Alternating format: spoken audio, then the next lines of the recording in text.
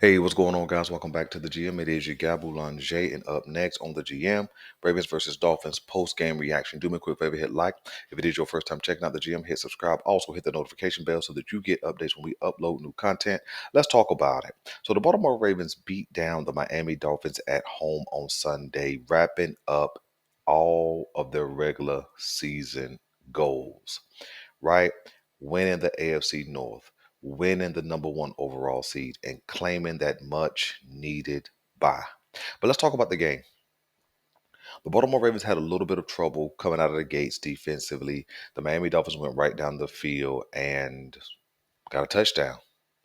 And it put up a couple of question marks simply because we were missing some parts, some major parts in our secondary. Brandon Stevens, Kyle Hamilton, and then Marlon Humphrey end up going down in the game. And so you had a question on could we hold up? How would we hold up? What would Tua and Tyreek Hill do? But what you kind of saw was Mike McDonald, Roquan, Pat Queen, Justin Meadowbuke, Geno Stone. They pulled out the calculators and they started doing math, addition, subtraction, division, multiplication, and they fixed the spacing. They fixed the alignment.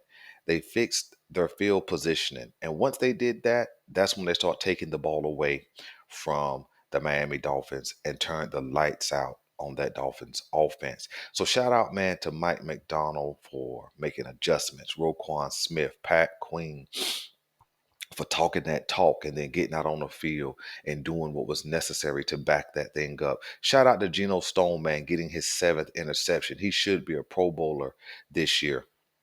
Shout out to Justin Meadowbuke and that defensive front for bulking up, um, you know, in the middle of the game to play even tougher against that run. And shout out, man, to the defense as a whole, man, for holding this high-powered Miami Dolphins offense to under 20 points. You know, let me talk about it, the defense in a season kind of reflection. The defense has stood up to the test of time, game after game after game. Yeah, during the season we've had some tough games where we allowed 100-yard rushers and things like that. But you can't shut down and shut out every other offense. Excuse me, every single week. But our defense has stood up, man, even when our offense wasn't up to par, even when our offense would get stuck in the mud, even when our offense would have trouble moving the ball and being consistent, even when our offense was turning the ball over and putting the ball in harm's way, the defense was getting right back on the field and handling their business. And so to see the defense in back-to-back weeks hold up under big time competition, man, is a testament to those guys' resolve. Okay. Um, so man, shout out, man, to everybody on the defense, man, who played a part in this success over the entire season. And I'm talking as if our regular season is over because I believe that it is. I believe that our regular season should be over and we should treat next week like a preseason game. I'll talk about more of that in a second. Let's jump to the offensive side of the ball. Man, shout out to Lamar Jackson and this Baltimore Ravens offense, man, who showed up, man, handled their business, consistent execution, playmaking, man. Guys showed up and filled in the gaps for other dudes that were out. Um, we know that Keaton Mitchell went down 3 weeks ago now, and I said at that time that Justice Hill does have the ability. He's not as fast as Keaton Mitchell, but he does have speed. He has power. He has elusiveness. And he showed up yesterday in a big way, man. So shout out to Justice Hill, man, for handling his own business. Not trying to fill in for Keaton Mitchell, not trying to be Keaton Mitchell, but showing up in his own way and proving that, you know what, he's ready for the test that is going to come. Shout out to Gus Edwards, man. Excuse me. Although he had that fumble yesterday, but shout out to Gus Edwards, man, for running hard, downhill, fighting for the tough yards, man. Shout out to Lamar Jackson for putting the ball exactly where it needed to be, to the tune of 5 touchdowns, 320 plus yards, man. Big time game, big time performance for Lamar Jackson just when you had people running off at the mouth this past week saying that he was not the MVP, that he should not be the MVP. He steps up and puts on a performance like he did, flawless performance yesterday, and really, I think, closed the door to a second MVP. I wonder if he was quarterbacky enough on yesterday. Talk more about Lamar Jackson in a minute. Shout out to Zay Flowers, man, for the 75-yard touchdown, making big time catches, man. Shout out to Odell Bateman, man, for grabbing the ball when it was in their in their area code. Shout out to Isaiah Likely. I said in the keys to victory that it could be an Isaiah Likely type game. Shout out to Isaiah Likely, man, for grabbing his 2 touchdowns, man. He is filled in admirably, more than serviceable for Mark Andrews. In fact, don't be mad at me, okay? Don't be mad at me. But Isaiah Likely, in his last 4 or 5 games filling in for Mark Andrews, has had an equal or higher level of impact as Mark Andrews. Isaiah Likely looks faster. He looks more athletic.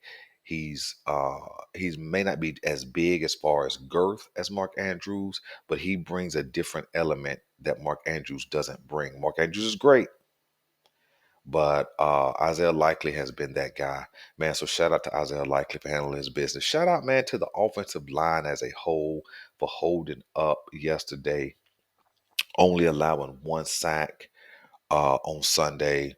Good run blocking, good pass blocking, man. The whole offense showed up, handled their business.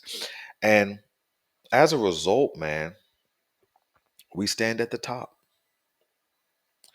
And I think that when you really take um, a look back from 2019 until now, okay, what you would see is when Lamar Jackson is available for this team, they have a great chance to win any game that they play. The last 2 seasons, Lamar Jackson had them at the top of the AFC when he went down, and the difference is he's available this year. And I think another big difference is they did not run Lamar Jackson as much as they ran him in the past years.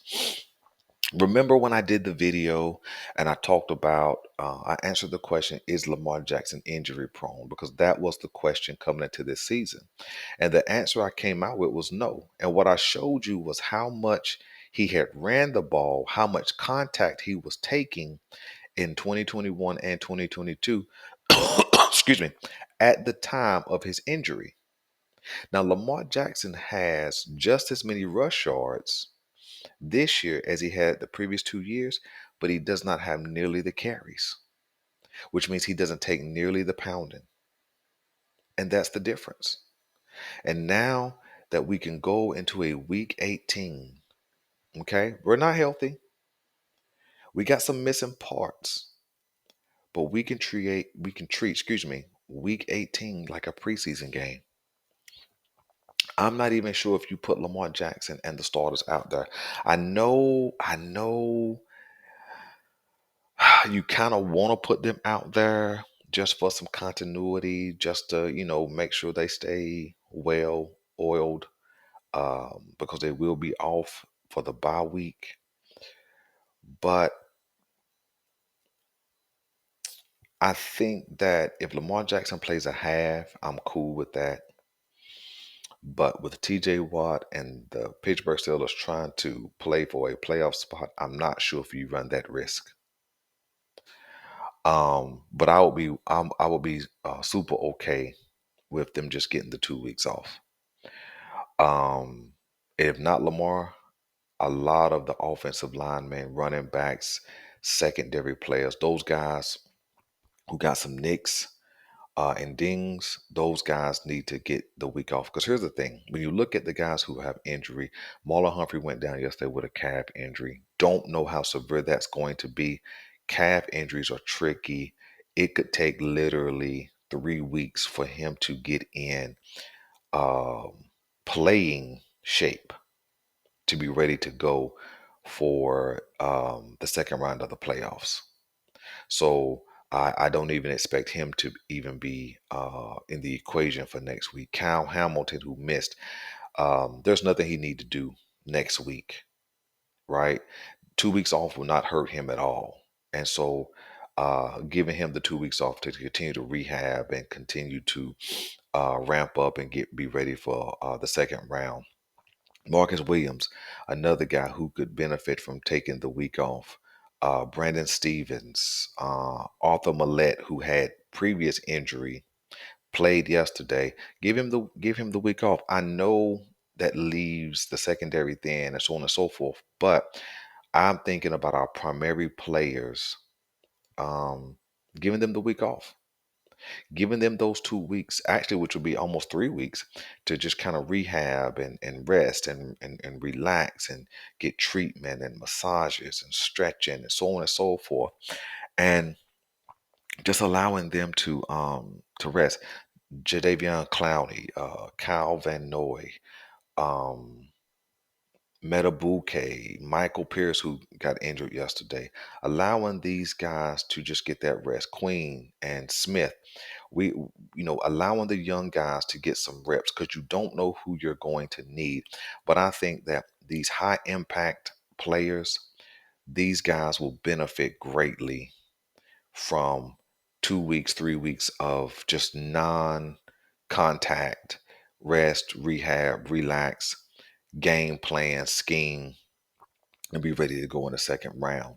When you jump to the offensive side of the ball, Lamar Jackson is healthy.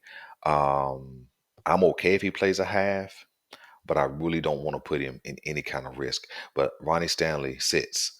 Morgan Moses sits. Zeitler sits, who I think got banged up a little yesterday. Um, I'm okay if Lindenbaum plays. He's young and healthy, but if they sit him, I'm okay. And I don't know if you got enough backups to sit everybody, but I'm absolutely okay. Gus sits. Let Melvin Gordon and Justice Hill tote tote the rock next week. Um, Odell sits. Bateman maybe needs some reps. As he played very well. He's ramping up, looks like, for this late season run. Zay sits because he had been battling something going on with his foot, excuse me. Um, but I think that use these next 2 weeks, 3 weeks actually, week 18, bye week, and then the week up until they play to just game plan and scheme. Um, because even if we come out a little rusty, the thing is we won't come out as banged up when we come into that second round of the playoffs. Um, but whatever they decide to do, I'm cool with. Whatever they decide to do, I'm cool with. Man, so shout out, man, to the entire team. Shout out to the Ravens, man, for just continuing to grind, continuing to put it together, continuing to just lean on one another until everything began to mesh. The defense, man, I really believe held this team up until the offense could continue to figure it out. And once the offense began to develop that consistency, and I think that consistency began to happen when um, you could get Ronnie Stanley and Morgan Moses and the offensive line on the field for multiple weeks, when you could get Rashad Bateman, Odell, Zay on the field consistently to where you learn one another. And even, like I said, even when Mark Andrews went down, we knew enough about Isaiah Likely to know that he could step in his own way and do his thing. And he's done that. So, man, I'm super proud of what I've seen. And what you saw yesterday and last week, and even against the Rams, is why I was so hard on Lamar Jackson during the regular season or earlier parts of the season. I've never been critical of Lamar, but I will talk real talk about Lamar because what I said back then is if I believe Lamar is great, then I have to speak to the greatness above how much I like the player. And so Now we see Lamar putting everything together. The run, the pass, the throwing, the decision making. Now we see him putting it all together. He's not putting the ball on the ground. He's not putting the ball in harm's way. And now we can see what this offense can really be. So, man, shout out, man, to Ravens Nation. Shout out to the Ravens. Shout out to John Harbaugh, Mike McDonald, Todd Monken, man, for doing it. I'm like I said, I'm talking like our regular season's over because I believe that we should treat next week like preseason. I'm Miguel Boulanger. This is the GM, and we're out.